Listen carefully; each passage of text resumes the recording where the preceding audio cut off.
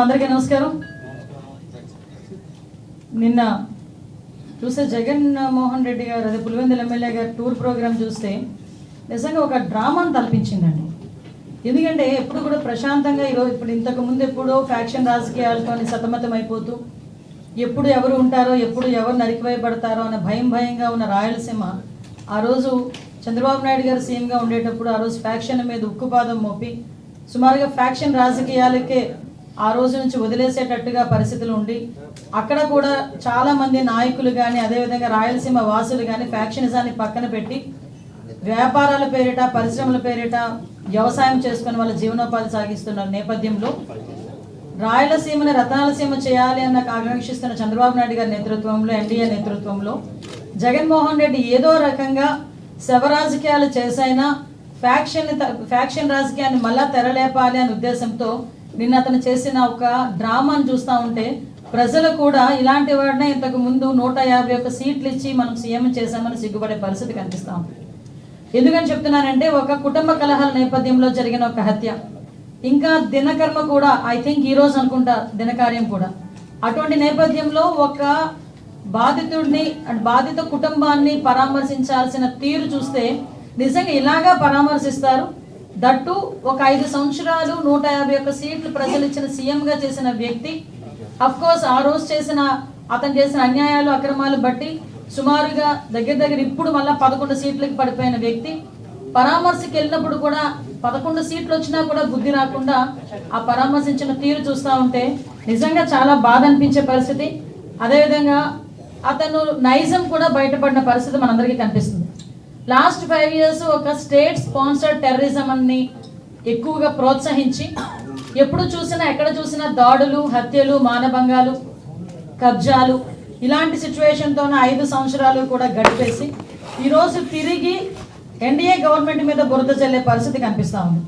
ముఖ్యంగా ఒకటి మాత్రం క్లియర్గా చెప్పాలండి, లాస్ట్ 5 yearsలో మేము చెప్పామండి, ఐపీసీ సెక్షన్ ప్రకారం అన్నది కాకుండా వైసీపీ సెక్షన్ ప్రకారం అని చెప్పి పోలీసుల చేత కూడా పనిచేయించి పోలీస్ వ్యవస్థని కూడా నిర్వీర్యం చేసేసి ఈరోజు అదే పోలీసు వ్యవస్థ మీద విరుచుకుపడే పరిస్థితి చూస్తూ ఉంటే జగన్మోహన్ రెడ్డి మానసిక పరిస్థితి కూడా మేము జాలిపడాల్సిన సందర్భం. నిన్న టూర్ ప్రోగ్రాంలో కూడా ఏదో భద్రతా వైఫల్యాలు వచ్చినాయి, ఏదో ఇష్టానుసారంగా పోలీసులు భద్రత కల్పించలేకపోయారు, గవర్నమెంట్ భద్రత కల్పించలేకపోయిందని నిన్న చాలా మంది బయటకు వచ్చి మాట్లాడిన పరిస్థితి. ఒక జగన్మోహన్ రెడ్డి అన్న వ్యక్తి ఒక పులివెందులకి మాత్రమే ఒక ఎమ్మెల్యే, అతనికి ప్రతిపక్ష హోదా లేదు. అయినప్పటికీ అతను ఒక ఎక్స్ సీఎం అన్న ఒకే ఒక కారణంతో ఆయన టూర్ ప్రోగ్రాం గురించి మాట్లాడినప్పుడు మేము చాలా క్లియర్గా 1100 మంది అప్రాక్సిమేట్లీ 1100 మంది పోలీస్ బలగాల్ని డిఎస్పీ స్థాయి నుంచి రోప్ పార్టీస్ వరకు అంటే ఏపీఎస్పీ బెటాలియన్స్ వరకు దగ్గర 1100 మంది పోలీసులను పెట్టాం. అంటే మీరు అనుకోవచ్చు ఒక ఎక్స్ సీఎంకి 1100 మంది పోలీసులు ఎందుకండి అని, కానీ అతను వెళ్తున్న ప్రాంతం చాలా సెన్సిటివ్ ప్రాంతం.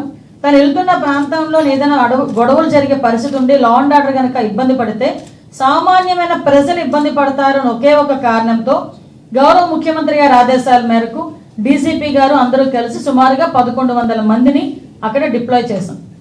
వాళ్ళు డిప్లాయ్ చేయడమే కాదు, ప్రతి ఒక్కరికి కూడా వాళ్ళకి అక్కడ బాడీ ఆన్ కెమెరాస్ కానీ, రోప్ పార్టీస్ కానీ, మళ్ళీ పబ్లిక్ అడ్రస్ సిస్టమ్స్ కానీ, డ్రోన్స్ కానీ, ఏరియల్ సర్వేలెన్సెస్ గురించి డ్రోన్స్ కానీ, ఫైర్ టెండర్స్ కానీ, అంబులెన్సెస్ కానీ, గ్యాస్ గన్స్ కానీ ఇవన్నీ కూడా పెట్టుకున్నాం.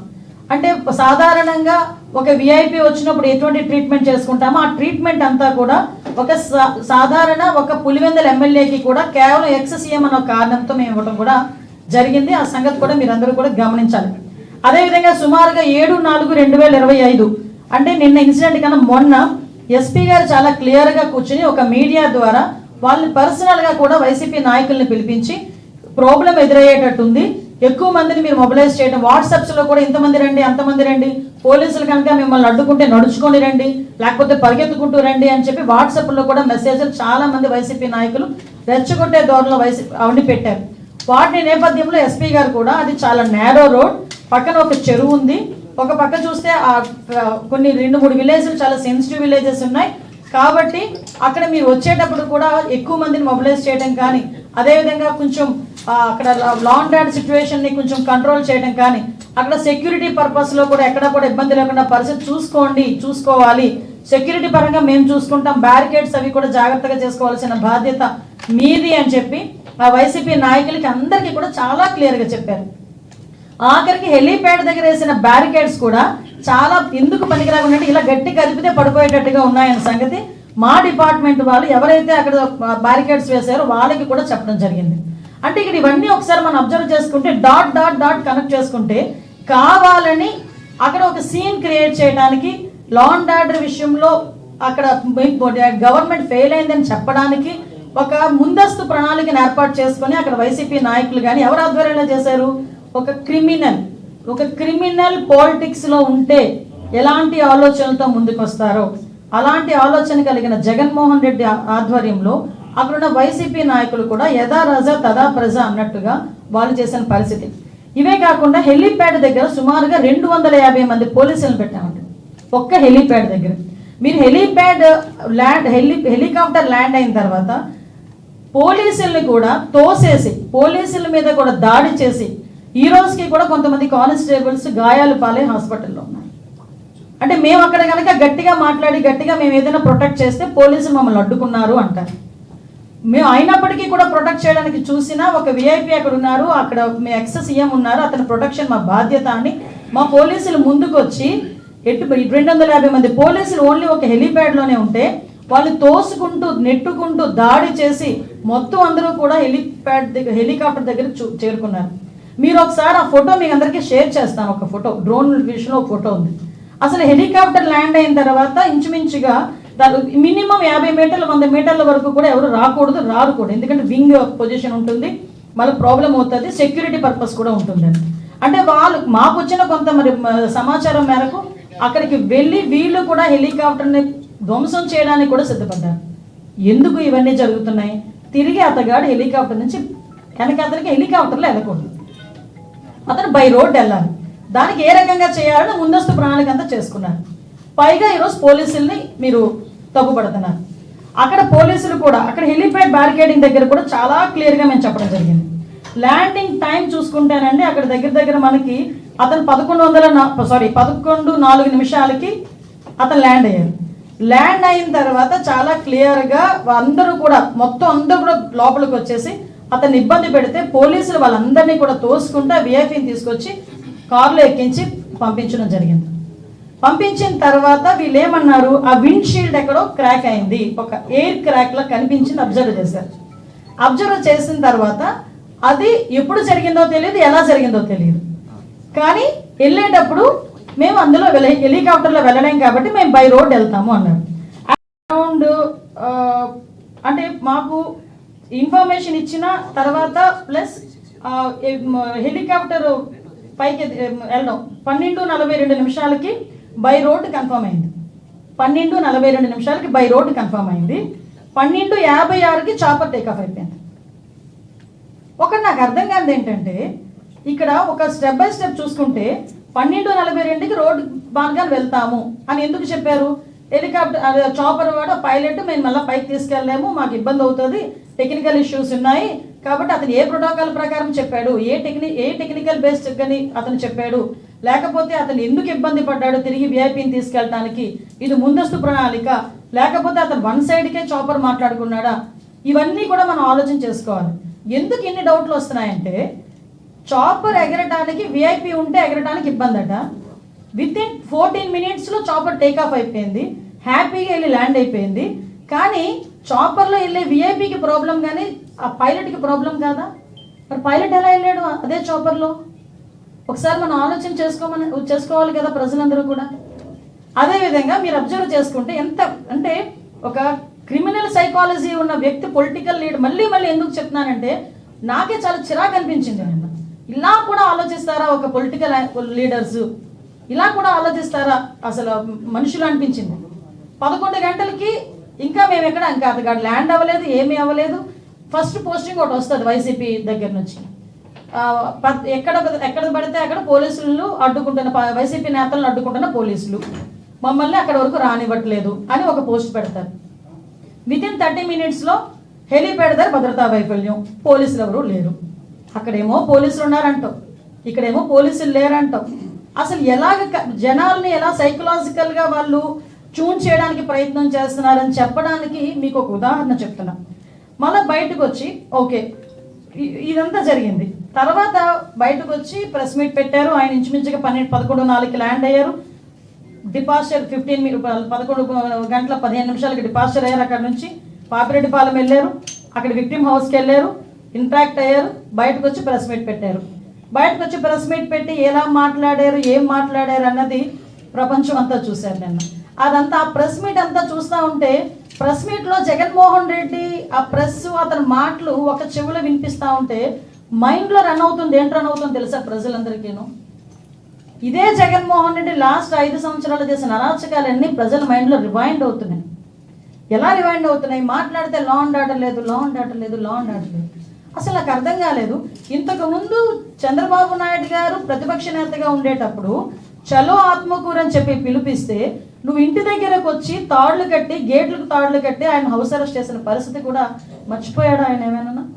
ఒక పక్క నుంచి చూస్తే అదే సందర్భంలో వైజాగ్ వచ్చి ఆయన వైజాగ్ టూర్ పెట్టుకుంటే ఎయిర్పోర్ట్ నుంచి బయటికి రానివ్వకుండా గూండాలను పెట్టి అతని మీద దాడి చేయించిన పరిస్థితి మర్చిపోయాడు Jaganmohan Reddy. Law and order గురించి మాట్లాడుతున్నాడు ఆయన. ఇప్పుడు ఆయన ఎక్స్ సీఎంగా చంద్రబాబు నాయుడు గారు ఉన్నప్పుడు ఆయన చేసిన అరాచకాల్లో ఏదో మచ్చుకు కొన్ని చెప్తున్నా. అదేవిధంగా రామతీర్థాలకి రాముడు తల నరికేశారని రామతీర్థాలకి గౌరవ అప్పుడు ఎక్స్ సీఎం ఇప్పుడు సీఎం గారు చంద్రబాబు నాయుడు గారు వెళ్తే లారీలను అడ్డగా పెట్టి రోడ్డు మీద కూర్చోబెట్టిన సందర్భం మర్చిపోయారు ఆయన. ఇదే చంద్రబాబు నాయుడు గారు అమరావతి పర్యటన పెట్టుకుంటే బస్సు యాత్ర చేస్తే ఆ బస్సు మీద రాళ్ళు రువితే అది భావస్వేచ్ఛ ప్రకటన అని నీ పోలీస్ చేత ఒక రోజు మాట్లాడించిన సందర్భాన్ని మర్చిపోయాడు జగన్మోహన్ రెడ్డి. అదేవిధంగా మనం ఆలోచన చేసుకుంటే ఒక పార్టీ ఆఫీస్ మీద దాడి ఏ సందర్భంలో పార్టీ ఆఫీస్ మీద దాడులు జరిగినాయండి ఇన్ని సంవత్సరాలు స్వతంత్రం వచ్చిన తర్వాత? ఒక పార్టీ ఆఫీస్ మీద దాడి జరిగింది. ఎందుకు ఇలా జరుగుతుంది? డీజీపీ ఆఫీస్ పక్కనే ఉన్న పార్టీ ఆఫీస్ మీద దాడి జరిగింది అంటే అది మాకు బీపీలు పెరిగిపోయినాయి, మా కార్యకర్తలకి బీపీలు పెరిగి చేశారు అని సాక్షాత్తు సీఎం కుర్చీలో కూర్చున్న జగన్మోహన్ రెడ్డి మాట్లాడిన తీరు జనాలు మర్చిపోయారు అనుకుంటున్నారా? అదేవిధంగా మన కస్టోడియల్ టార్చర్ నేను మాట్లాడాడు ఎవడో వీడియో చూసుకొని ఎమ్మెల్యే వీడియోలో చూపిస్తూ పోలీసులు ఇలాగ మమ్మల్ని ఇబ్బంది పెట్టారని మాట్లాడారు. ఆ సంస్కృతికి మాది కాదబ్బా. కస్టోడియల్ టార్చర్ పెట్టి ముసుగులు వేసుకొని కొడుతూ వీడియో కాల్లో చూసి ఆనందపడిన సందర్భాలు మీరు మర్చిపోయారేమో కానీ ప్రజలు ఇంకా మర్చిపోలేము. మేము ఎలాగో మర్చిపోలేము, ప్రజలు కూడా మర్చిపోలేము. లోకేష్ గారి మీద కేవలం ప్రశ్నించినందుకు 23 కేసులు పెట్టిన పరిస్థితి మర్చిపోయారు.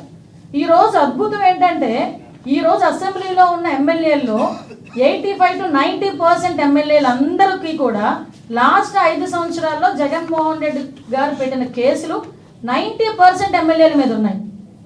మరి ఈ రోజు నువ్వు వచ్చి లా అండ్ ఆర్డర్ గురించి మాట్లాడతావు, చంద్రబాబు నాయుడు గారి గురించి మాట్లాడతావు, పవన్ కళ్యాణ్ గారి గురించి మాట్లాడతావు. పవన్ కళ్యాణ్ అక్కడ సీఎం మీద కేసులు ఉన్నాయి, డిప్యూటీ సీఎం మీద కేసులు ఉన్నాయి. సీఎం ఇప్పుడున్న సీఎం గారిని రోడ్డు మీద నిలబెట్టావు, డిప్యూటీ సీఎం గారిని రోడ్డు మీద పడుకోబెట్టావు. ఇప్పుడున్న స్పీకర్ గారి మీద కేసులు ఉన్నాయి, డిప్యూటీ స్పీకర్ గారి కస్టోడియల్ టార్చర్స్ ఉన్నాయి, హోమ్ మినిస్టర్ నా మీద 23 కేసులు ఉన్నాయి. అలాంటిది చూసుకుంటే మొత్తం అందరు మినిస్టర్స్ మీద అందరు ఎమ్మెల్యేస్ మీద సుమారు 90% ఎమ్మెల్యేస్ మీద కేసులు ఉన్నాయి. అదో హత్యల కేసులో, కబ్జాల కేసులో, దొంగతనాల కేసులు, ఆ కేసులు ఈ కేసులు కాదండి, కేవలం ప్రశ్నించినందుకు మా మీద పెట్టిన కేసులు ఇవన్నీ. నువ్వు ఈ రోజు వచ్చి మాట్లాడుతున్నావు. ఈ రోజు మేము ఎంత ట్రాన్స్పరెన్సీగా పనిచేస్తున్నామంటే జగన్మోహన్ రెడ్డి నేను పలానా ఓకే సవాల్ వస్తేనే బెంగళూరు నుంచి వస్తావు, ఎక్కడైనా శవరాజకీయం చేయాలనుకుంటే బెంగళూరు నుంచి వస్తారు మీరు. ఎస్ కాదని చెప్పట్లేదు. మీరు ఎక్కడికి వెళ్తారని మీరు పర్మిషన్ పెడితే ఏ రోజైనా మిమ్మల్ని హౌస్ అరెస్ట్ చేసిన సందర్భాలు ఉన్నాయా? మిమ్మల్ని మీ నాయకులను ఎవరైనా హౌస్ అరెస్ట్ చేసిన సందర్భాలు ఉన్నాయా? ప్రివెంటివ్ అరెస్ట్ ఏమైనా చేస్తున్నామా? పరదాలు ఏమైనా కడుతున్నామా? పోలీస్ బందోబస్తుల మధ్యలో మేము ఏమైనా వెళ్తున్నామా? ఒకసారి ఆలోచించేయండి. ఇవన్నీ మేమంత ట్రాన్స్పరెన్సీగా ఒక ప్రతిపక్ష నాయకుడు కూడా కాదు, ఎక్స్ సీఎంకి ఇవ్వాల్సిన గౌరవం ఇచ్చి Z+ సెక్యూరిటీ ఇచ్చి అంటే ఆయనకి ఇవ్వాల్సిన భద్రత కన్నా ఎక్కువ ఇచ్చి మేము పంపిస్తూ ఉంటే ఈరోజు బయటకు వచ్చి భద్రతా వైఫల్యం. ఎస్ నేను హోమ్ మినిస్టర్గా మాట్లాడుతున్నా. ఒకసారి భద్రతా వైఫల్యం అని మీరు మాట్లాడుతున్నారు, నేను చర్చకు సిద్ధంగా ఉన్నా. ఏ రకంగా భద్రతా వైఫల్యం అయిందో మీరు అక్కడికి వెళ్ళి ఎలా మాట్లాడుతున్నాడంటే జగన్మోహన్ రెడ్డి పోలీసులు బట్టలు ఊడదీస్తాం. నిజంగా దమ్మున్నవాడు ఎస్ఐ బయటకు వచ్చి, ఎస్ఐలు అదేవిధంగా మహిళా పోలీసులు కూడా బయటకు వచ్చి ఏ రకంగా మాట్లాడుతున్నారు అని ఒక ఎక్స్ సీఎంని నిలదీసే పరిస్థితి వచ్చిందంటే సిగ్గుపడాలి ఈరోజు జగన్మోహన్ రెడ్డి. ఎందుకు ఇలా మాట్లాడేనా అని సిగ్గుపడాలి. నిజంగానే అనిపించింది. ఒక పోలీస్ కాకి చొక్కా ఒంటి మీదకి రావాలంటే ఏదో బయటికి వెళ్ళి సిఎంఆర్లోనో లేకపోతే ఎక్కడో లక్కీ షాపింగ్ మాల్కో లేకపోతే ఇంకో షాపింగ్ మాల్కో ఏదో కొనిసి తెచ్చుకున్నంత ఈజీ కాదు కాకి బట్ట చొక్కా మీద పడ్డం అంటే. ఆ కాకి చొక్కా పోలీస్ కానిస్టేబుల్ దగ్గర నుంచి ఐపీఎస్ వరకు కాకి చొక్కా ఒంటి మీద పడాలంటే ఎగ్జామ్స్ రాసుకొని రన్నింగ్లు పాస్ అయ్యి వాళ్ళు బాడీ ఫిజికల్ ఫిట్నెస్కి వాళ్ళు పాస్ అయ్యి అదేవిధంగా ఇంటర్వ్యూలకి అటెండ్ అయ్యి కఠోరమైన శ్రమ చేస్తే తప్ప ఆ పోలీస్ చొక్కా ఒంటి మీదకి రాదు, ఆ కాకి చొక్కా ఒంటి మీదకి రాదు. అటువంటి కాకి చొక్కా నేను ఓడదీస్తాడట. అది కూడా ఒక ఎక్స్ సీఎం మాట్లాడే భాష ఏమిటో నాకు ఒక అర్థం కావట్లే. అందులో ఆడవాళ్ళు ఉన్నారు. అనంతపురం ఎస్పీ ఒక లేడీ, అనంతపురం డిఐజీ ఒక లేడీ, అక్కడ చాలామంది లేడీ పోలీస్ కానిస్టేబుల్స్ ఉన్నారు, లేడీ ఎస్ఐస్ ఉన్నారు. అలాంటి వాళ్ళ గురించి బట్టలు ఉడదీస్తాం అలాగే ఇలాగా మాట్లాడుతూ ఉంటే సిగ్గనిపించట్లేదా? సంస్కారమేనా అది? కనీసం ఒక సంస్కారంతో కూడిన మాట ఒక ఎక్స్ సీఎంగా మాట్లాడాలి అన్న ఇంగిత జ్ఞానం లేకుండా ఎక్కడికి వచ్చి మాట్లాడుతున్నాడు? ఇది ఒక విక్టిమ్ హౌస్ వస్తున్నాడు, ఒక పోసాని కృష్ణమురళి గురించి, ఒక నందిగాం సురేష్ గురించి వెనకేసుకొస్తున్నాడు.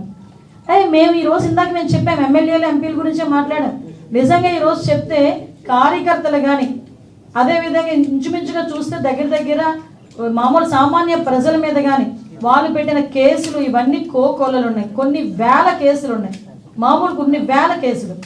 జగన్మోహన్ రెడ్డి హయాంలో 5 సంవత్సరాల్లో దగ్గర 2826 హత్యలు జరిగినాయి. నిజంగా నేను అంటున్నాను జగన్మోహన్ రెడ్డితో, జగన్మోహన్ రెడ్డి నీ హయాంలో 2800 పైచీలకు హత్యలు జరిగినాయి.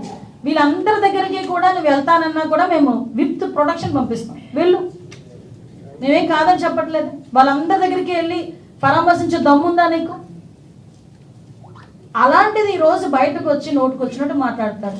కార్పూర్ నాగేశ్వరరావు, అది గూండావో తెలియదు, ఒక ఎక్స్ఎమ్మెల్యే తెలియదు, ఒక రౌడీ షీటరో తెలియదు, బయటకు వచ్చి వాళ్ళ గవర్నమెంట్ వచ్చిద్దట, వచ్చిన తర్వాతట గుంటూరు నుంచి బయట ఉన్న అవతల ఉన్న వాళ్ళందరినీ నరికేస్తాడట, గుంటూరు నుంచి ఎవరితో ఉన్న వాళ్ళందరినీ బయటికి తీసుకొచ్చి తంతాడట. అది ఆయన వాళ్ళ కార్యకర్తల మీటింగ్లో మాట్లాడే పరిస్థితి. అంటే నేనేమంటానంటే జగన్మోహన్ రెడ్డి ఇలాంటి వాళ్ళందరూ బలం అనుకుంటున్నాడు కానీ ఇలాంటి వాళ్ళందరూ లేదు బల్లెల్ లాంటి వాళ్ళు అనమాట. లాస్ట్ 151 సీట్లు ప్రజలందరూ ఇస్తే మీరు ఇలాంటి పనులు చేసే 11 దిగారు. ఈరోజు మళ్ళీ నోటికి అదుపు లేకుండా ఇలాగే మాట్లాడితే ఆ 11కి కూడా కన్నం పడే పరిస్థితి కనిపించే పరిస్థితి మనందరికీ కూడా కనిపిస్తుంది. అది జగన్మోహన్ రెడ్డికి అర్థం కావట్లా. ఒకటి మేము చెప్తున్నామండి, ఈరోజు శాంతి భద్రతల విషయంలోనే కానీ ముఖ్యంగా ఎక్కడా కూడా ఫ్యాక్షన్ రాజకీయాలు లేకుండా చూడటంలో కానీ ప్రజలకు ఎవరికి ఇబ్బంది లేకుండా చూడటంలో కానీ మేమందరం కూడా చిత్తశుద్ధితో పనిచేస్తాం. ముఖ్యంగా పోలీస్ డిపార్ట్మెంట్ గురించి మాట్లాడేటప్పుడు ఒక్కసారి మనస్సాక్షితో ఆలోచించుకోవాలి. వాళ్ళ ఇంట్లో ఆడబిడ్డల్ని వాళ్ళ ఇంట్లో ఉన్న మహిళల్ని ఇంట్లో పెట్టి బయటకు వచ్చి అదే మహిళల ప్రొటెక్షన్ గురించి అదే మహిళల ఆడబిడ్డల ప్రొటెక్షన్ గురించి వాళ్ళు 24 గంటలు కష్టపడతారు. ఈరోజు వాళ్ళ ఇంట్లోని తల్లిదండ్రులు హాస్పిటల్లో ఉన్నారా, వాళ్ళ ఇంట్లో తల్లిదండ్రుల ఆరోగ్యం బాగుందా, వాళ్ళకి ఏం చూడాలనేది కూడా పక్కన పెట్టి డ్యూటీ విషయంలో 24 గంటలు 48 గంటలు అయితే 48 గంటలు కూడా నుంచొని ప్రజల భద్రత గురించి రాష్ట్ర భద్రత గురించి నుంచొని ఉద్యోగాలు చేసే పరిస్థితులు కనిపిస్తూ ఉన్నాయి. అలాంటి వాళ్ళని గురించి మాట్లాడేటప్పుడు కొంచెం మనం సెన్స్తో మాట్లాడితే ప్రజలు యాక్సెప్ట్ చేస్తారు. ఒక్కసారి అది కూడా ఆలోచన చేసుకోమని జగన్మోహన్ రెడ్డి గారికి చెప్తూ పోలీస్ డిపార్ట్మెంట్ మీద అదేవిధంగా ప్రజల్ని రెచ్చగొట్టే విధంగా శాంతి భద్రతలకి భంగం వాటిల్లే విధంగా ఎవరైనా మాట్లాడినా సోషల్ మీడియాలో పోస్టులు పెట్టినా కంపల్సరిగా తగిన చర్యలు తీసుకుంటామని మీ అందరికీ తెలియజేసుకుంటాం. జగన్ పర్యటనకి ఒక వారం రోజుల ముందే రాప్తాడ్ ఎమ్మెల్యే పట్టాల సునీత గారు జగన్ ఇక్కడికి రాకూడదు, వస్తే ప్రజలు అడ్డుకుంటారు అని చెప్పేసి. ఓకే, మీరు అన్నది కరెక్టేనండి. యాక్చువల్గా ఒకటి విషయం చెప్పాలండి, రాప్తాడ్ ఎమ్మెల్యే గారు ఎన్ని ఒకసారి మీరు రాప్తాడ్ ఎమ్మెల్యే పరిటాల సునీతమ్మ, పరిటాల రవి గారి హత్య కేసులో ఎవరు ఇన్వాల్వ్ అయ్యి ఉన్నారన్న సంగతి ప్రపంచం అందరికీ తెలుసు. ఎక్కడో అక్కడ కడుపుమంట ఉంటుంది. ఆ కడుపు మంటతో అక్కడ ఒక సంస్కృతి ఉంది. కొంతమంది కొన్ని ఊర్లకు వైసీపీ నాయకులు రారు, కొంతమంది టీడీపీ వాళ్ళు ఆ ఊర్లకు వెళ్ళరు. కొంత సంస్కృతి అక్కడ నడుస్తుంది, కొన్ని రోజుల నుంచి నడుస్తుంది. కానీ ఆ రోజు వచ్చేటప్పుడు మా కార్యకర్తలు ఇబ్బంది పడుతున్నారు అతను వస్తే అని చెప్పి సునీతమ్మ గారు మాట్లాడినప్పటికీ, ఆ కడుపులో ఆ బాధ ఉన్నప్పటికీ, కార్యకర్తలందరూ ఇబ్బంది పడుతున్నప్పటికీ అధిష్టానం ఏదైతే చెప్పిందో, పోలీస్ డిపార్ట్మెంట్ వాళ్ళు ఏదైతే రిక్వెస్ట్ చేశారో, అతను వెళ్తున్నానంటున్నారు, మీరు ఎటువంటి శాంతి భద్రతకు భగ్నం వాటిల్లకుండా మీ కార్యకర్తలు మీరు అదుపులో పెట్టుకోండి అని చెప్పి అధిష్టానం నిర్ణయం మేరకు, డిపార్ట్మెంట్ నిర్ణయం మేరకు సునీతమ్మ మీటింగ్ పెట్టి, చెప్తున్నా మళ్ళీ గుర్తుపెట్టుకోండి, మీటింగ్ పెట్టి ప్రతి కార్యకర్తకి కూడా మీరు ఇళ్లలో ఉండండి, అతను వస్తాడు చూసుకుంటాడు వెళ్ళిపోతాడు, ఎవరు కూడా ఎటువంటి ఇబ్బంది పెట్టొద్దు, మనం ఏదైనా గల్లాటా చేస్తే ప్రజలు ఇబ్బంది పడతారని పెద్ద మనసుతో ఆవిడ ఆ రోజు ఆ కార్యకర్తలందరికీ కూడా విన్నవించుకుంటే కాబట్టే నేను వచ్చి అన్ని మాటలు మాట్లాడగలిగి బయటకు వెళ్ళగలిగాను. సార్ ఆలోచన చేసుకోవాలి, మేము మా లిమిట్స్లో మేము ఉంటున్నాం, మా నాయకులు మా లిమిట్స్లో మేము ఉంటున్నాం, మా అధినాయకుడు ఏం చెప్తే అది చేయడానికి మేము సిద్ధంగా ఉన్నాం. కొన్ని సందర్భాల్లో శాంతి భద్రతల విషయంలో మమ్మల్ని మా ఏదో అంటారు కదా, మా సెల్ఫ్ రెస్పెక్ట్ని చంపుకోనైనా ఈరోజు మేము కూర్చుంటున్నాం. ఎందుకు? ప్రజల అభిష్టం మేరకు, ప్రజల రక్షణార్థం. మేము ఆ విషయంలో చాలా క్లారిటీగా ఉన్నాం. ఇప్పుడు మాజీ మంత్రి ఎవరైతే నరుకుతాము, చంపుతాము, కొడతాము అంటున్నారో, ఎందుకు మీరు అంత మంచితనంగా ఉండిపోతున్నారు? మేము మంచితనంగా, అది మీకు మంచితనంగా కనిపిస్తే నిజంగా చాలా అదృష్టవంతులమే. కానీ ఇందాకే చెప్పాను, శాంతి భద్రతలు వాటి భగ్నం కలిగేటట్టుగా మాట్లాడినా, ప్రజల్ని రెచ్చగొట్టేటట్టు మాట్లాడినా, మత విద్వేషాలు రెచ్చగొట్టేటట్టు మాట్లాడినా, సోషల్ మీడియాలో పోస్టులు పెట్టినా తగిన చర్యలు అయితే ఉంటాయి.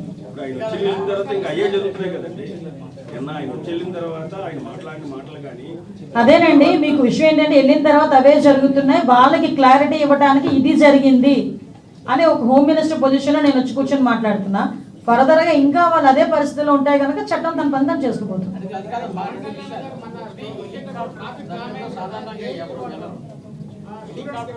నా ఫోన్ ఇవ్వండి.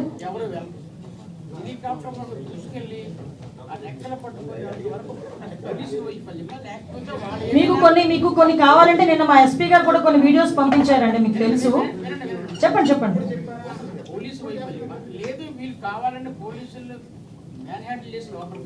పోలీసులు మ్యాన్ హ్యాండిల్ చేసి వెళ్ళారండి లోపలికి. డెఫినెట్ గా పెడతామండి. రెచ్చగొట్టే వ్యాఖ్యలు ఎవరు చేసినా కేసులు పెడతాం. ఇక్కడ ఇంకో విషయం చెప్తానండి, నేను ఆ పాయింట్ మిస్ అయ్యాను. యాక్చువల్గా ఇతను ఒక్కసారి చాపర్లో వస్తారు, మళ్ళీ తిరిగి చాపర్లో వెళ్ళరన్న సంగతి అక్కడున్న వాళ్ళ నాయకులకి ముందే తెలుసు. అక్కడ మనకి ఆ మీటింగ్ స్పాట్ దగ్గర తలసిల రఘురామ్ గారు, విశ్వేశ్వరరెడ్డి గారు, అదేవిధంగా సాంబశివారెడ్డి ముగ్గురు మాట్లాడుకుంటుంటే విశ్వేశ్వరరెడ్డి గారు వాళ్ళ అనుచరుడు వచ్చి, మనం ఎందుకు ఇక్కడ, మీకు ఆయన విక్టిమ్ హౌస్కి వచ్చారు, మళ్ళీ చాపర్ దగ్గరికి వెళ్ళిపోతారు కదా, మనం చాపర్ దగ్గరికి వెళ్ళిపోదాం పదండి అని అడిగాడు. అడిగితే విశ్వేశ్వరరెడ్డి చెప్పిన మాట ఏంటంటే, చాపర్ దగ్గరికి నీకు తెలియదా, ఆయన చాపర్లో వెళ్దు, ఆయన బై రోడ్ వెళ్తాడు. బై రోడ్ చాపర్లో వెళ్ళాలి అనుకున్న వ్యక్తి వితిన్ 10 minutes 15 minutesలో నేను రోడ్డు మీద వెళ్తానంటే జనాలను ఎవరైనా పోగేయగలరా? వితిన్ 15 minutesలో దారి పొడుగునా కావాలని వాళ్ళ నాయకులను పెట్టుకొని చేశాడు. దీనికి ఎందుకు నేను ఇంత పర్టికులర్గా చెప్తున్నామంటే, ఫస్ట్ ఆఫ్ ఆల్ వీళ్ళు ఫస్ట్ ఒక హెలిప్యాడ్కి వాళ్ళు పర్మిషన్ అడిగారు. అది 9 kilometers దూరంలో ఉన్న హెలిప్యాడ్. దానికి పర్మిషన్ ఇవ్వమని చెప్పి మేము చెప్పి దగ్గరలో హెలిప్యాడ్ పెట్టుకోమని చెప్పి క్లియర్గా ఎందుకు ఇవ్వము, అక్కడ పర్మిషన్ ఇవ్వకూడదు అన్నది కూడా లోకల్ ఎస్పీ చాలా క్లియర్గా నాయకులకి చెప్పారు. 9 kilometers అంటే మధ్యలో 2-3 villages ఉన్నాయి, చాలా నేరో రోడ్డు పక్కన చెరువులు ఉన్నాయి, కొంత వరి పొలాలు ఉన్నాయి, అదేవిధంగా 2-3 కొంచెం క్రిటికల్ సెన్సిటివ్ విలేజెస్ ఉన్నాయి. ఆ విలేజెస్ మధ్య నుంచి వెళ్తే కనుక విఐపికి ప్రాబ్లము, అక్కడ ఏదైనా లా అండ్ ఆర్డర్ ఇష్యూ జరగచ్చు, కాబట్టి మీరు నియర్ బై హెలిప్యాడ్ దగ్గర పెట్టుకోండి అని చెప్పి క్లియర్ చేసి, ఆ బ్యారికేడ్ సిస్టమ్ కూడా బాగాలేదు, బ్యారికేడ్ సిస్టమ్ చాలా వీక్గా ఉంది అని చెప్పి కూడా మేము ఇన్ఫార్మ్ చేసినప్పటికీ కూడా వాళ్ళు బ్యారికేడ్ సిస్టమ్ క్లియర్గా పెట్టుకోవాలి. అంటే ఇప్పుడు మళ్ళీ తిరిగి వచ్చి భద్రతా వైఫల్యం అంటే అది వీళ్ళేమో 100 కొద్ది జనాలనేమో సమీకరించుకున్నారు, అది డబ్బులు ఇచ్చి తెప్పించుకున్నారో వచ్చారో నెక్స్ట్ ఇష్యూ. కానీ జనాలు అయితే కొంతమంది వచ్చి లిటరల్లీ తోసుకుంటూ ముందుకు వచ్చారు. అసలు నాకు ఇప్పటికీ అర్థం కాదండి, అంటే ఒక హెలిప్యాడ్ దగ్గరికి మనం ఎంతమంది, ఈ ఫోటో ఒకసారి చూస్తే కనబట్లేదా? నేను మీకు పంపిస్తాను. ఈ ఫోటో ఇది హెలీప్యాడ్ దగ్గర మనుషులు ఉండే పరిస్థితి, చాపర్ దగ్గర. ఒకసారి ఆలోచన చేసుకోవాలి. అది ఇవన్నీ డాట్స్ అన్ని కనెక్ట్ చేస్తే కంపల్సరీ చాపర్ లో వన్ సైడ్ రావడానికి సిద్ధపడే వచ్చాడండి. మేము అందుకేనండి 1100 మందిని పెట్టాము. 1100 మందిని పెట్టడం జరిగింది. వాళ్ళు వాట్సాప్స్ లో మెసేజ్లు పెట్టుకుంటుంటే ముందు రోజు ఎస్పీ అప్పీల్ చేయడం జరిగింది. అప్పీల్ చేసాం. ఏమంటే మేము ఎక్కడా కూడా ఎవరిని హౌస్ అరెస్టులు చేయలేదండి, నిర్బంధించలేదండి. వాళ్ళు స్వచ్ఛందంగా వస్తారా లేదా తర్వాత విషయం పక్కన పెడితే వాళ్ళు పూలప్ చేసుకున్నా కూడా కొంచెం జాగ్రత్తగా మెయింటైన్ చేయండి. అక్కడ వచ్చేది మీ నాయకుడు, రేపు పొద్దున ఏదైనా శాంతి భద్రతకు విఘాతం కలిగించవచ్చు అని చాలా క్లియర్గా ఎస్పీ గారు అప్పీల్ పెట్టారు. ముందు రోజు మీడియాలో మాట్లాడారు, ఆ నాయకులు పిలిపించి మాట్లాడారు. అక్కడ బ్యారికేడ్స్ కూడా బాగాలేవని చెప్పింది ఆవిడ. 14 minutes అండి. క్లియర్. నాకు ఒక్కటే, అన్ని పక్కన పెట్టండి, టైమింగ్ అవన్నీ కాదు. విఐపిని తీసుకెళ్ళడానికి పనికిరాని చాపరు పైలట్ అలా తీసుకెళ్ళిపోయి అక్కడ ల్యాండ్ చేశాడు. ఒకసారి ఆలోచించండి. దీని మీద కూడా సమగ్రంగా దర్యాప్తు చేస్తున్నాం. అది కాదు మేడం, ఇదే ఫస్ట్ ఇన్సిడెంట్ కాదు కదా మేడం. పదే జగన్మోహన్ రెడ్డి ఎక్కడికి వెళ్ళినా పోలీసుల మీద విమర్శలు చేస్తానే ఉన్నాడు. వైసీపీ జగన్మోహన్ రెడ్డికి చుట్టూను 900 మంది, 5 సంవత్సరాలు ఎలా అయిపోయిందంటే చుట్టూ 900 మంది పోలీసులు, 2000 మంది పోలీసులు, పరదాలు, ఇవి 5 సంవత్సరాలు అలవాటు అయిపోయాయి. పాపం ప్రతిపక్షంలోకి వచ్చిన తర్వాత, పులివెందుల ఎమ్మెల్యే అయిన తర్వాత పోలీసుల మీద బెంగ కొద్ది మాట్లాడుతున్నారో ఏంటో నాకు అర్థం కావట్లేదు. కానీ ఒకటి మాత్రం క్లియర్గా చెప్తున్నానండి, పోలీసులు మాట్లాడితే పోలీస్ అని పోలీసుల మీద దుమ్మెత్తి పోయడం అనేది మంచిది కాదు. నేను అందుకే చాలా క్లియర్గా ఎంతమంది పోలీసులు పెట్టాను. ఈ రోజుకి అండి జగన్మోహన్ రెడ్డి గారు ఎక్స్-సీఎం హోదాలో ఉన్నారు కాబట్టి వాళ్ళ భార్యకి సెక్యూరిటీ ఇస్తున్నాం, వాళ్ళ తల్లిగారికి సెక్యూరిటీ ఇస్తున్నాం, వాళ్ళ చెల్లికి సెక్యూరిటీ ఇస్తున్నాం. మేము ప్రతిపక్షంలో ఉండేటప్పుడు బ్రాహ్మణి గారికి సెక్యూరిటీ తీసేశారు, లోకేష్ గారికి సెక్యూరిటీ తీసేశారు, చంద్రబాబు నాయుడు గారికి సెక్యూరిటీ తగ్గించేయమని చెప్పి తగ్గించేస్తే మేము మళ్ళీ సెంట్రల్ గవర్నమెంట్లో మళ్ళీ విషయం చెప్పి ఆయనకి మళ్ళీ ఆయన సెక్యూరిటీ పెంచుకోవాల్సిన అవసరం వచ్చింది. అంటే ఇప్పుడు చంద్రబాబు సీఎం కదా, ఎంతమంది సెక్యూరిటీ ఉంటారని ఎవరికండి? ఆయన Z+ సెక్యూరిటీ అండి. చంద్రబాబు ప్రాంతానికి ఎంతమంది మొత్తం ఉంటారు? యాక్చువల్గా ఒక సీఎం సెక్యూరిటీకి వెళ్తే మొత్తం చుట్టుపక్కల ఉన్న ఎస్పీని వీళ్ళందరినీ కోఆర్డినేట్ చేసుకొని అక్కడ సిచ్యువేషన్ బట్టి, ఒకవేళ బహిరంగ మీటింగ్ అనుకోండి ఇంచుమించు ఒక 1000 మంది వరకు మేము డిప్లాయ్ చేస్తాం. అదే చిన్న మీటింగ్ అనుకోండి చుట్టుపక్కలంతా జాగ్రత్తగా చేసుకుని, ఈ మధ్యన మీరు అబ్జర్వ్ చేశారో లేదో చంద్రబాబు నాయుడు గారి ఇంటి దగ్గర కూడా సెక్యూరిటీ తగ్గించి డ్రోన్స్ సర్వేలెన్సెస్ మేము పెట్టుకున్నాం. అదేవిధంగా ఇక్కడ కూడా ఎక్కడైనా డ్రోన్స్ సర్వేలెన్సెస్ పెట్టుకుంటున్నాం, సీసీ కెమెరా సర్వేలెన్సెస్ పెట్టుకుంటున్నాం. అంటే ఫిజికల్ గా పోలీసింగ్ చేసే బదులు ఇన్విజిబుల్ పోలీసింగ్ కూడా మేము దృష్టి పెట్టి చేస్తున్నాం. పెంచలేదండి, దయచేసి మీరు అదే నేను ఇందాక కూడా చాలా క్లియర్ గా చెప్పాం. మీరు దయచేసి మీరు అర్థం చేసుకోవాలి, అక్కడున్న సెన్సిటివిటీ బట్టి, అక్కడున్న పరిస్థితులను బట్టి, అక్కడ కంపల్సరీ మాకు వచ్చిన, ఇందాక మీరు అడిగారు ఇంటెలిజెన్స్ రిపోర్ట్ ఉందా లేదా అని అడిగారు. మాకున్న రిపోర్ట్ను బట్టి ఎక్కువ మందిని కొంచెం మొబిలైజ్ చేస్తున్నారు, డబ్బులు ఇచ్చి తీసుకొస్తున్నారు కాబట్టి అక్కడ ఏదైనా గలాటా సృష్టించడానికి రెడీ అవుతారు. ఎందుకంటే మాకు పూర్వపు అనుభవం ఉందబ్బా. గొడ్డలకైతే మొదలైంది, తర్వాత కోడిగత్తు వచ్చింది, తర్వాత గులకరాయి వచ్చింది, ఇప్పుడు హెలికాప్టర్ వస్తుంది మేము కనుక చూసుకోకపోతే. వాళ్ళు అంటారబ్బా, నేను అందుకే క్లియర్గా చెప్పాను. నేను చాలా క్లియర్గా ఎంతమంది పోలీసులు పెట్టాము, ఎంతమంది పోలీసులు ఎక్కడెక్కడ పనిచేశారు, అదేవిధంగా ఎంతమంది పోలీసులు వీళ్ళు కొట్టి లోపలికి వచ్చారు, అన్నీ కూడా సీసీ కెమెరాస్లోని డ్రోన్స్లోని అన్నీ క్లియర్గా ఉన్నాయండి. అది మాత్రం నిజం. ఎవరైనా పోలీసులు కొట్టిన సందర్భంగానే అక్కడికి మా భద్రతా వలయంలోకి ఇంచుమించుగా ఆ చాపర్ దగ్గరికి వచ్చిన వాళ్ళందరి దగ్గర అందరి డీటెయిల్స్ మా దగ్గర ఉన్నాయి.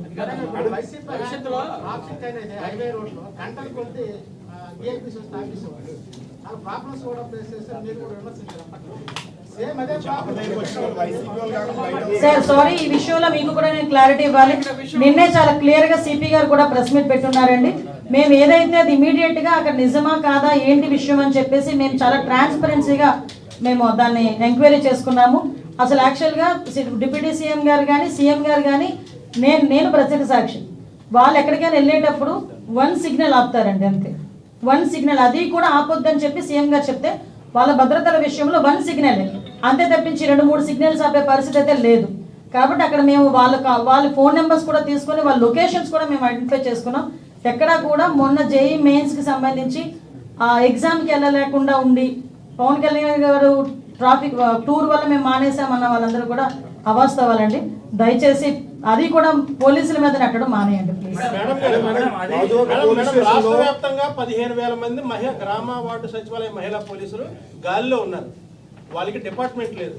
మీరు మంత్రిగా అయిన తర్వాత ఇష్యూని అసెంబ్లీలో రేస్ చేశారు, డీజీపీ దగ్గర పెట్టారు.